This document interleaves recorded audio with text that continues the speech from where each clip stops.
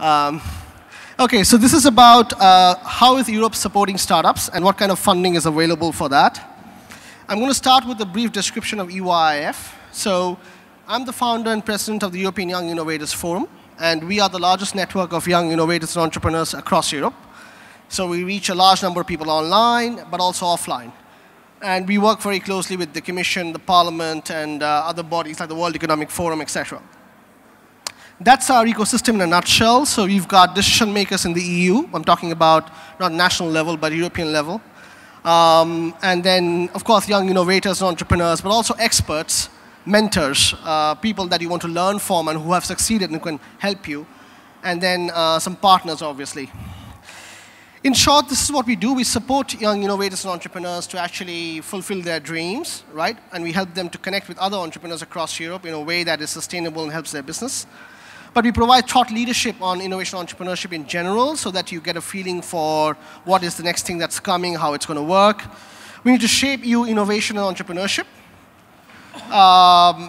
Policy directly. So for example, I'm going to talk today about the funding, the SME instrument, and you will figure out that that is something that comes from the EU. And of course, we design and run fully funded programs. So for example, there's a program called Euro Pioneers, which selects Europe's top web entrepreneurs. And we run that program, we design it too. Just a brief numbers. So we are about in 17 cities. We have 14 hubs. That includes a hub in Poland that will be announced this week. I think it's the next slide, but it will be announced formally this week. And we reach about 500,000 online, and we have a lot of presence and outreach. Okay, this slide is mandatory, obviously. Yeah, your partners, you need to talk about your partners. So these are our partners in a nutshell, and we are very happy that they've been supporting us from day one. And this is our current set of hubs across Europe. So, you know, the Poznan University of Technology is one of the hubs, but we're looking to expand that. We were talking to Startup Poland to see how we can work further on that. But we reach out to the world. We work with China. There's a program that we have with them. And we also work with the US and others to bridge the gap there. And so this is something that we do and that needs to happen and that will grow on as we go. This is the thought leadership I was talking about. So along with Eric Smith and, of course, John Donahoe and Vince Cerf, I co-wrote a book on what the EU needs to do in terms of digital policy. And that is the basis for all the policy work that is going on right now. So it was done under the supervision of the last European Commissioner, Neelie Kroes, who was very active on digital policy and innovation, and of course, startups.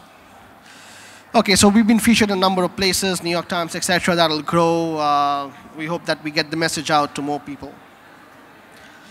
Right, so this is the Disrupt Europe year, and the R is always one down because Microsoft, you know, PowerPoint mix up. But what is Disrupt Europe year? It's a program that we've launched last year. And it consists of 60 events across different parts of Europe, including in Poland and CEE, but also North, South, obviously in Western Europe. And the idea is to do these programs to actually change the way that we think about innovation and entrepreneurship, not just in terms of what we do as innovators and entrepreneurs, but also as what the policy people think and how they want to address that.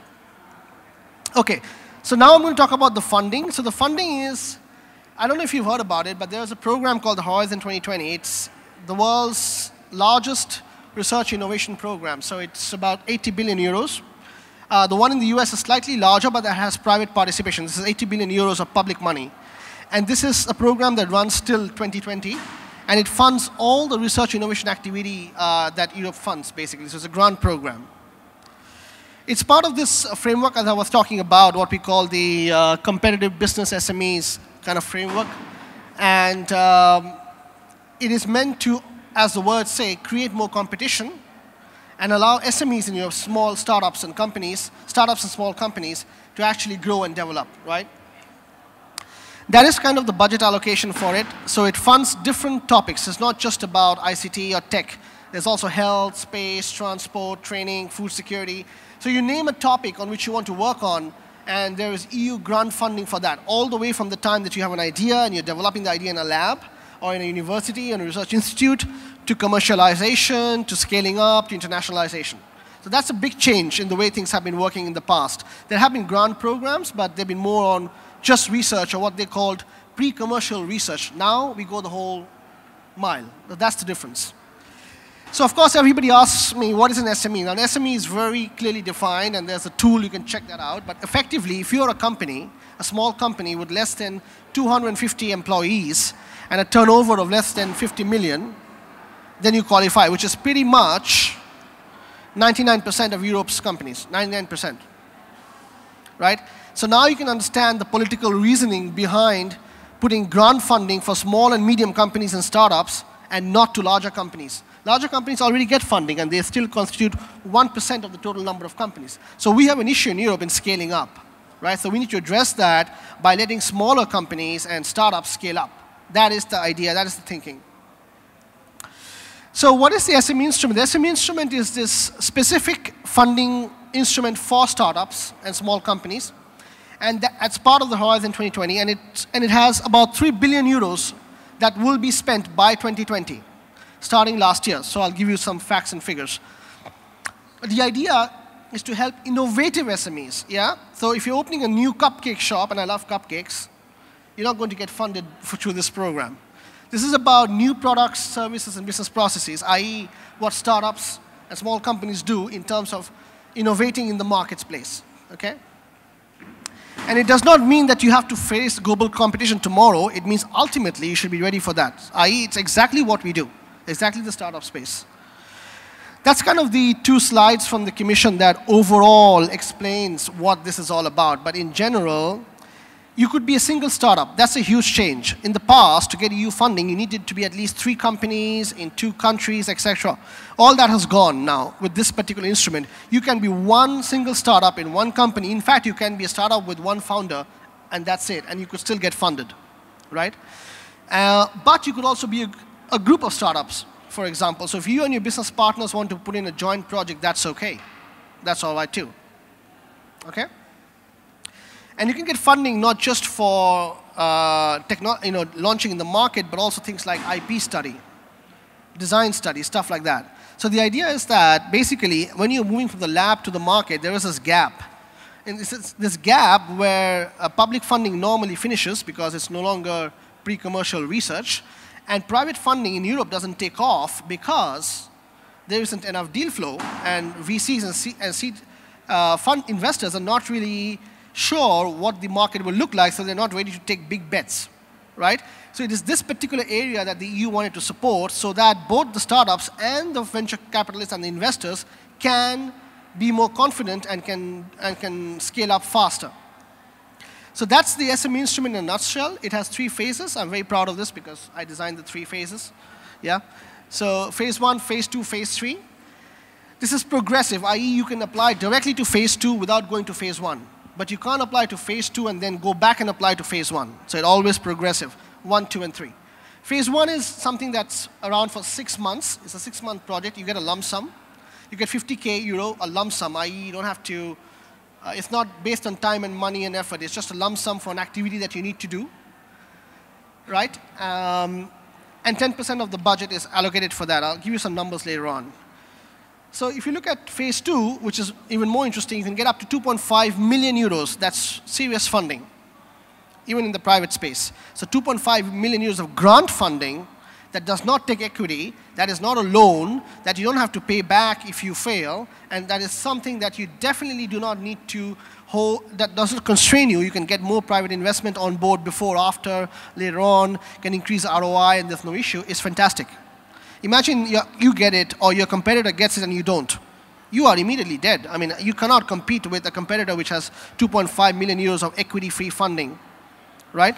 So that is kind of the way the EU is, in a way, sending a message to the market that the market doesn't act, the grant funding will act. But the idea is the reverse, is that the grant funding will support the market to act. So VCs would see if a company has got that sort of grant funding, they'll be like, okay, you got 2 million euros already from the EU, so I can give you more. I can increase my bet because I have less equity loss and lower risk. So it undercuts the risk that investors take. And that's great for startups as well as for their investors. And the third stage is commercialization, what they call commercialization, but effectively it's about serious funding, 5 million and above. And that'll come from VCs, and that's the later stage of the game. The main features. You need to be a strong ambition to develop and grow. So we're not looking at startups that want to grow slowly, right? Because a lot of startups in Europe, for a number of reasons, can't grow fast enough. This is about to change that. So you need to have an ambition to grow, right? And you can get support from idea to the commercialization, but please remember that you need to at least have a prototype. So if you're in the pre-prototype stage, this part of the funding does not apply to you. You need to have what they call TRO level 6, but i.e. you are at the prototype stage.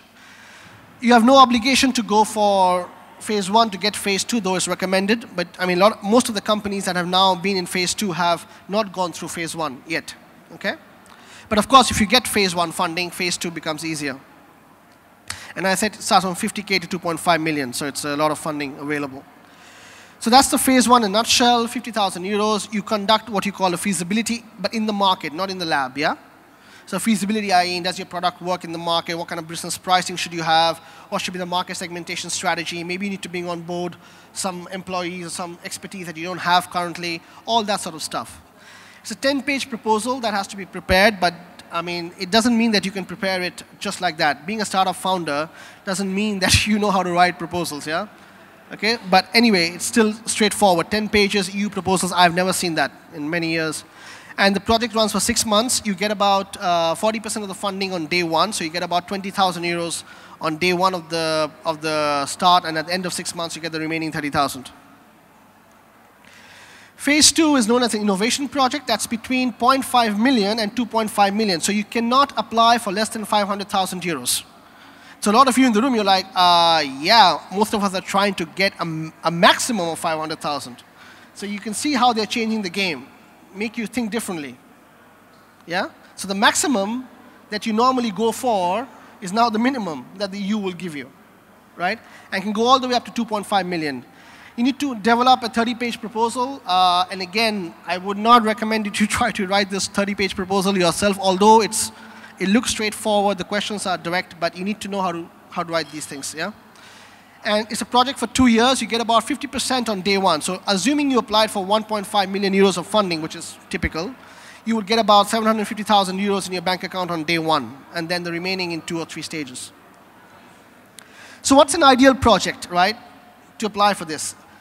So number 1, there has to be a market. So please don't tell us all this fantastic stuff about how great the technology is. Obviously, the technology has to be the base, and you need to talk about that, but we need to hear about the market. Do you have a market? What is the identified market? Now, you might say, hey, hold on a minute, guy. I mean, there are fantastic startups that when they started out or when they were growing did not have a market plan and a business plan because, right, it was too radical or whatever. I mean, the market wasn't scoped.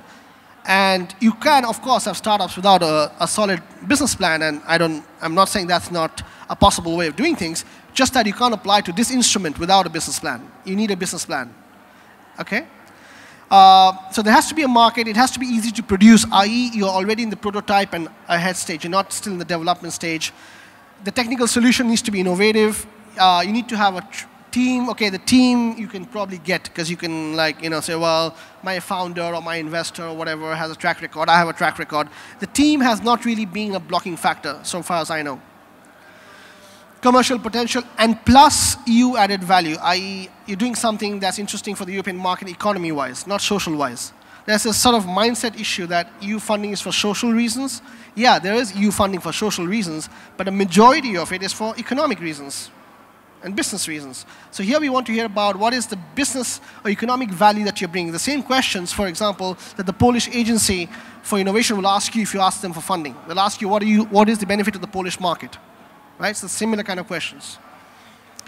These are the topics for 2014-15. So of course there's tech, open disruptive, but there's nanotech, there's space, food, eco, mobile e-government, carbon. There's a whole bunch of topics. So it's not just about tech as we know it.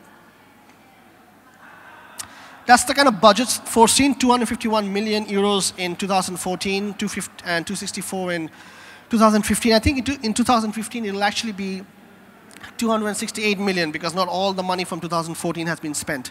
But roughly tech gets the largest share after health. It gets about 45 million in each year, which is quite a lot. These are the deadlines for submission. Okay. So if you ask me the question, what has the EU done for startups and SMEs, 2014 and 15, 1110 startups and SMEs have been directly supported so far. So if anybody's thinking, oh, well, you know, another EU program, who, what, where, 1,110 European startups and SMEs in the last 9 months have accessed this funding. Okay? And 336 million euros have been disbursed already, because we are now in second half of 2016-15. So that's a significant amount of pure grant sent to startups, small companies, yeah? So I think we can answer the question very well, what has the EU done for European startups and SMEs 2014 and 15? And this is going to grow. So these are the beneficiaries. They're all over the map. There are some good companies from Poland that got through as well. So you can see they're pretty much everywhere across Europe. And 816 startups have been funded in phase 1. So 816 early stage startups with a prototype, a nice innovative idea have been funded. I'm going to look at what Poland, so Poland has had altogether right now 13 startups. Not bad. For a growing ecosystem, that's pretty good. Okay. This is phase 2, 214 companies have got the phase 2 funding. So a total of 294 million euros has been disbursed in phase 2. And in phase 1, about 161 million euros has been disbursed. Okay? So, and in phase 2, I see that there's about 4 Polish companies. It's not bad at all. Okay, Spain has done very well, but Spain is an outlier in the whole. It does extremely well, has been doing extremely well for the SME instrument. So that's the Disrupt Europe year in a nutshell. The idea is to change the way that startups and SMEs can grow in the EU. We want you to stay here, grow here, and access this funding, and do very well. So I think I'm going to stop here, and I'm open to questions that you might have. Thank you.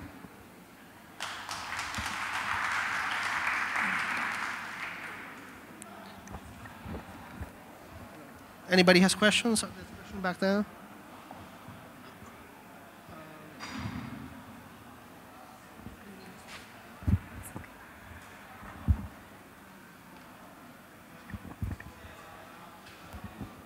I have a question about this 2.5 million euros funding for startups. Don't you think that it's dangerous for evaluation of startup when you get at the beginning 2.5 million euros? Then I can't imagine what the valuation when the Series A goes, for example, in States. So what will be evaluation of the startup that got 2.5 million euros at the beginning? And so I think that it can be a killer funding. What do you think about that?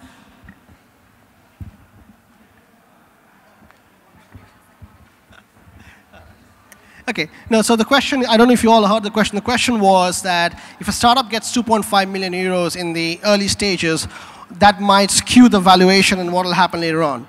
So the question is that they don't get 2.5 million. The answer is that they don't get 2.5 million euros in their beginning stage. They get it in phase 2. Phase 2 is that you need to be in the market for some time. Roughly, companies that get phase 2 are on average in the market for about 2 years or 1.5 years, something like that. You need to have some traction, so you need to have some numbers, customers, revenue, employees, turnover. So it's more kind of like a pre-growth stage kind of thing. It's not really a seed stage, early stage. However, I do believe that this kind of funding will change the business models around valuation, but very well for the startups. Because now, with this funding, you will be able to hold off on making some of the deals that you would have done otherwise, number one. Number two, for those startups that are backed by VCs and seed funds, they can now put this kind of funding in their roadmap, in their funding roadmap to say, oh, well, we can also get that kind of funding, and that will change the risk dynamics and the way that your targets are set. And that will change how the valuation is done, of course. So I find that this is going to be very positive for the European startups, and particularly for the VCs, and that's why they're so interested. So a lot of the VC-backed startups are now talking to us saying, oh, yeah, you know, how can we make this work? So, interesting. Yes. I think there's a mic there. I'm coming. Yeah, here you go. Behind you. Grzegorz Nowaczewski, Virtual Power Plant. I am the CEO of energy efficiency startup. I has already studied Horizon 2020 topics, and I'm interested in just to bid for this money. But according to the results of evaluation, I saw that there are so many Spanish or British companies. What is the difference between average British, Spanish, or Polish project? So the question is that, I didn't get your name, but you have an energy startup, and effectively this is a Polish startup, and you're thinking of applying for the funding, and you see from the results that Spain and the UK have done very well, and so you're wondering if this has an impact. So number one, this is EU funding. This is not national funding. It's not done on a national level. It's one of the many myths about EU funding, that funding is divided by countries. It's not. So you need any company that can meet the criteria can get funded. The reason why Spain and UK have done very well is because their national contact points have been active. They have been very interested in giving the training. They have trained startups on the ground on what this funding is and have them prepared for that. And so these people were ready. So when the funding started, they knew how to write the applications. In fact, I found that in the UK and also in Spain, but also in Ireland, I think Ireland and Sweden, they have the national agency actually help startups write the application. Hence, the application quality are very good. But also, I think, particularly in the UK, I don't know so much in Spain because that's a more specific market. But in the UK, I find the startups go to the UK from all over. So although the funding is like it's a UK startup, it's actually a startup from, I don't know, maybe Estonia, but that's located in London because of the favorable conditions. So in terms of, does it matter which country you're from? Absolutely not. What matters is that you must have the right application level. I'm going to ask you deeper. Yeah. Because I understand your answer, but in my opinion, probably there are some conditions which are formal, which are written just in the manual, and informal. No, there are none. Okay, I understand. I'm not talking about lobbying. It's not an understanding. There's none. This is based on rules and laws, and we follow rules and laws. So there's no informal condition. If you meet the conditions, you get funded. Okay? But maybe we can have some other question we can discuss later on. Yeah, who wants to take? Okay, we have time for 2 more questions. Hello. So one of the two, take your. So, quick question from the small SME. What is the best way to get started? Simple. Sorry, can you repeat from a small company? Yes, SME.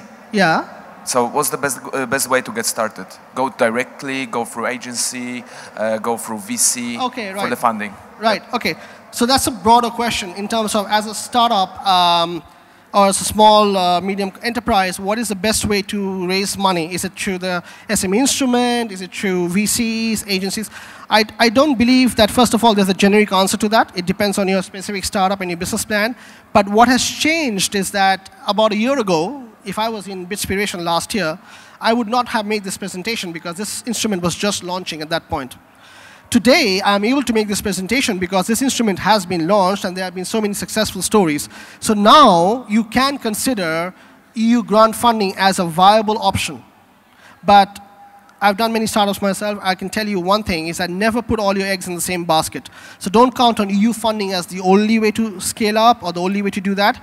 And in the application process, there's actually a question on funding mix. What is your funding mix? So it's good to have private funding, EU funding, local funding, and revenues. It's always a mix. That's the best way to move forward. Who wants to take another one? Here. Hi, my name is Damien. Nice to meet you. Very good presentation. I have maybe it's a very basic question, but first of all, what is the process of application? I understand you don't apply to the local agencies, but you apply centrally to European Union.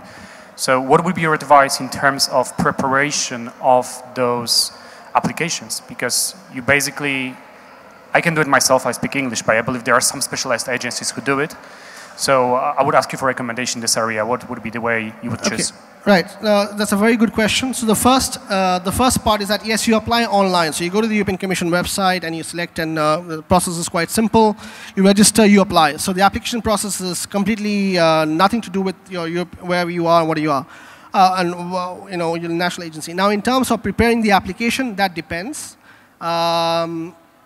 it's very rare as a startup founder to be able to write these applications correctly, because they follow the EU rules, and you need to know what the EU rules are. And it's not about writing, it's not about saying, hey, I have a great idea and I can get a great market. It's about answering the questions correctly.